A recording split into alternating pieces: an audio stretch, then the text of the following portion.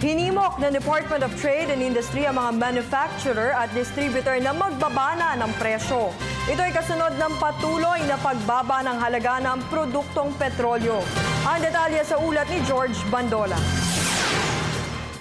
8 beses nang bumababa ang presyo ng diesel. Sa kwentada ng Department of Trade and Industry, katumbas na ito ng 3% na pagbaba ng halaga ng produksyon at delivery ng mga basic goods.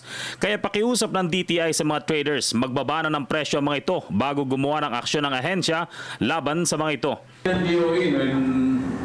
Last week, they see the price really going down. Wala sila nakikitang pataas eh. Sa unang datos ng DTI, dapat na naibababa na ang presyo ng corned beef sa 22 centavos, 2 pesos sa kada sako ng semento, 5 sentimos sa asukal, 9 centavos sa sardinas, 25 to 30 centavos sa mga gatas, 27 centavos sa sachet ng kape, at 27 centavos din sa noodles. Monitoring is week to week. So every week we know how prices are behaving.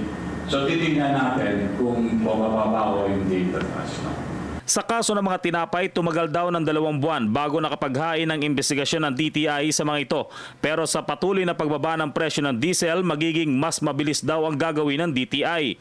Maliban sa Mindanao na may mga serya ng brownout na nakakaapekto sa produksyon ng mga canning companies, dapat daw na tumupad sa bagong SRP ang mga traders.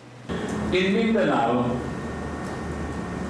may offsetting and we don't have the data because medyo may mga long power brownout, particularly in the sardine capital, which is Zamboanga.